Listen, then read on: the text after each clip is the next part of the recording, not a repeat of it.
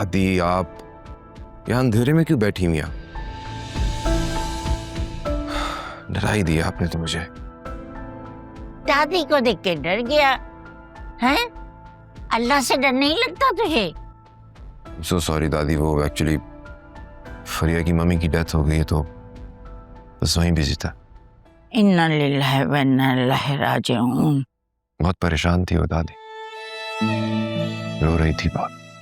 बस जो अल्लाह को मंजूर होता है वही होता है, लेकिन तुमने मुझे उन सब के सामने रुस्वा करा दिया, इसका अंदाजा है तुमको?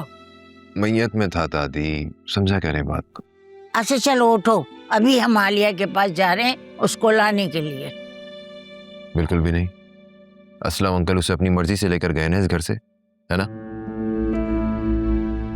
मैंने तो नहीं निकाला था आलिया को, वो अपनी मर्जी से खुद ही लेकर आएंगे वापस, मैं नहीं जाऊंगा कहीं। ये कैसी बातें कर रहे हो? वो तुम्हारी बीवी है। अपनी माँ के कहने पर अपना घर खराब ना करो।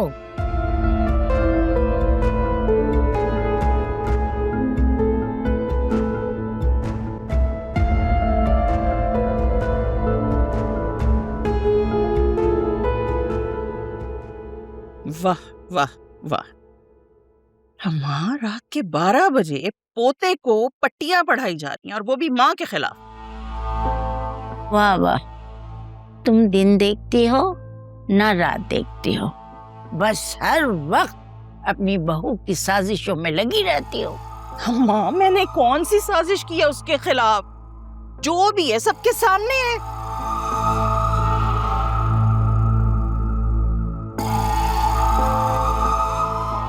अब आसिफ, मैं तो कहती हूँ तुम उसे छोड़ दो, मैं दूसरी शादी करवाऊंगी तुम्हारी।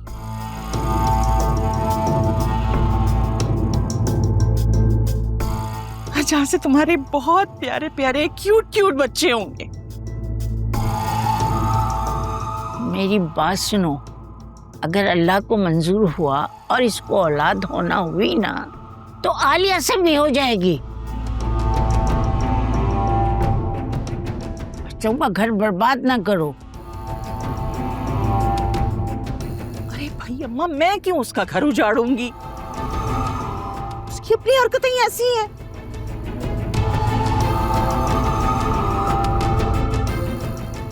मैंने थोड़ी ना कहा था उससे कि शौहर से अपनी रिपोर्ट छुपाओ या फिर ऑफिस में उस आदमी के साथ।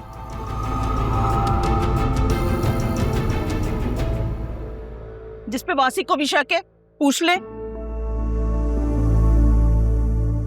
अब कह दें कि ये सब भी मेरा किया धरा है ना। अम्मा दरअसल आप ना मेरी नफरत में बिल्कुल अंधी हो चुकी हैं। आपको लगता है कि हर बुराई के पीछे बस मैं ही खड़ी हूं। Mummy please. दादी बहुत थक गया हूं मैं, थोड़ी देर सोना चाहता हूं, आप लोग प्लीज जाएं यहाँ से। वासे, मुझे तुमसे इस तरह से संगदिली की उम्मीद नहीं थी। अच्छा सुनिए, ये लेक्चर बाद में दे दीजिएगा, अभी सुबह होनी है, सुबह बात कर लीजिएगा। मेरा बच्चा थका आ रहा है माँ। चले माँ सदके, मेरा बच्चा तुम आराम करो। आके बैठ गए हो पूरी पंचायत में। घर बर्बाद करने पर तुली हुई है ये औरत। तौबा तौबा, अल्लाह माफ करे।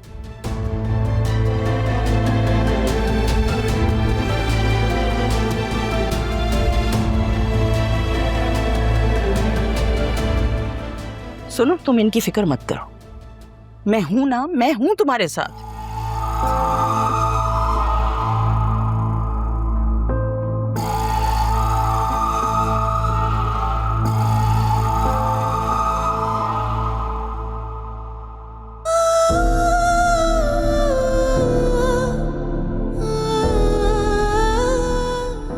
यही चांद तो मेरे कमरे की खिड़की से भी दिखाई देता था। वहां आप साथ होते थे वासे, तो यही चांद कितना प्यारा लगता था। और आज ये कितना उदास लग रहा है, कितना तन्हा, बिल्कुल मेरी तरह।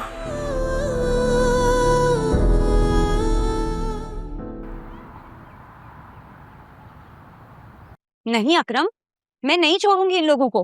बुलाओ इनके मैनेजर को। लैब का मैनेजर कहाँ है? रिलैक्स। नहीं अकरम, रिपोर्ट्स आज हमारे पास हैं। मैं नहीं छोड़ूंगी। जी मोहतरमा, फरमाएं, आप क्यों इतना शोर मचा रहे हैं? यहाँ पे पेशेंट्स हैं, ये क्लिनिक है, डॉक्टर कंसल्ट कर रहे हैं और आप इस कदर चिल्ला रही हैं। अच्छा, अगर मैंने आपको अपने चिल्लाने की वजह बता दी ना तो आपके होश उड़ जाएंगे। और अगर मैंने अपना मुंह खोल दिया तो 2 मिनट में आपकी यहाँ से छुट्टी हो जाएगी। ये क्या कह रही हैं? मैं समझा नहीं आपकी बात को। आज से 4 महीने पहले मेरी बहन ने आप ही के लैब से टेस्ट करवाए थे।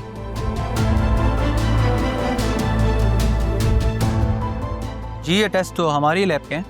तो ये टेस्ट फेक हैं, जाली है, जाली। ये आप क्या कह रही हैं? ऐसा कैसे हो सकता है? हमारे कंसल्टेंट शहर के बेहतरीन डॉक्टर्स हैं। तो इस रिपोर्ट का कोई रिकॉर्ड क्यों नहीं है आपके पास?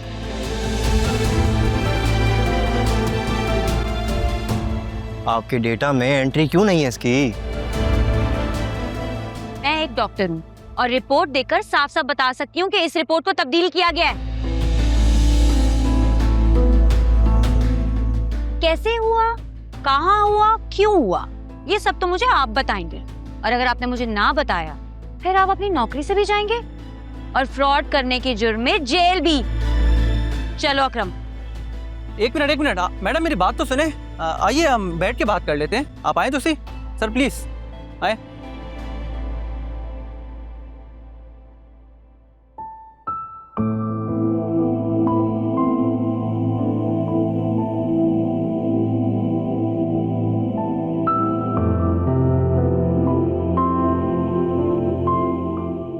वासे की कॉल आई? नहीं। बेटा रात भर में एक बात सोचती रही, तुम्हारे बाबा को यूं तुम्हें लेकर नहीं आना चाहिए था। जो भी मामला था तुम्हें अपने घर में रहकर सुलझाना चाहिए था।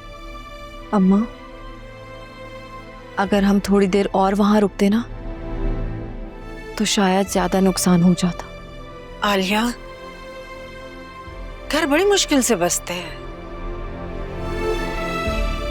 लेकिन कुछ लोगों की वजह से टूट लम्हों में जाते हैं।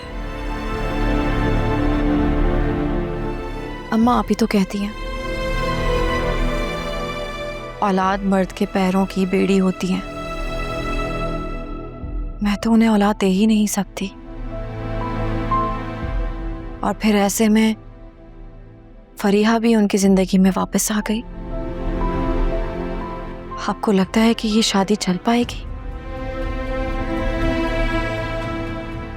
अम्मा, ऐसे में कैसे ये रिश्ता चल पाएगा और कब तक चलेगा? क्यों कर रही हो ऐसी बातें? अल्लाह की रहमत से मायूस नहीं होते बेटा। अल्लाह बहुत बड़ा है, वो तुम्हें औलाद से नवाजेगा। मैं अपनी बेटी को किसी अच्छे डॉक्टर को दिखाऊंगी। फिर भी अम्मा, अब हम इस रिश्ते में जहां तक पहुंच चुके हैं वापस आना इतना आसान नहीं होगा। और मैं भी पाकर कुछ पता ही नहीं चल सका कि क्या कुछ होता रहा मेरे पीठ पीछे। सब ठीक हो सकता है, मैं खुद बात करूंगी फराज साहब से। वो वासे को यकीन दिलाएंगे कि तुम्हारा और उनके बीच में कुछ नहीं था। अम्मा, ये आपको क्या हो गया है? आप क्यों मेरा मजाक बनवाना चाहती हैं? तो फिर मैं और क्या करूं बेटा? मैं तो बस यही चाहती हूँ कि तुम और वासे खुश रहो, आबाद रहो।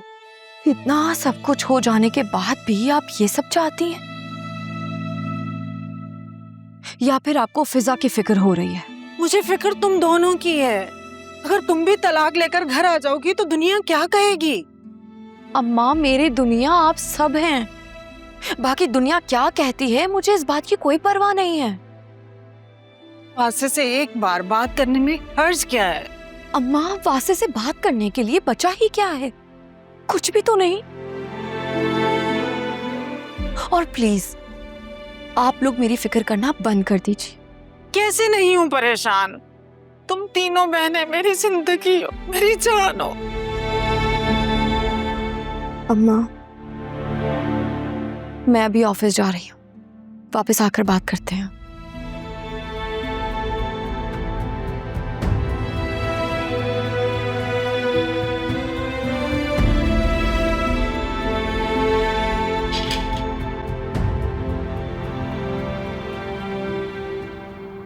फिजा, ये तुम क्या कह रही हो?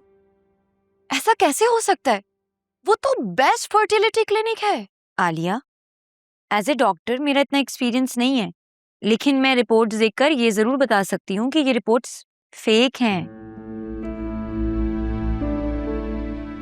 शायद किसी टेक्नीशियन ने बदल दी हो, क्योंकि इनकी रीडिंग्स तो कुछ और बता रही हैं।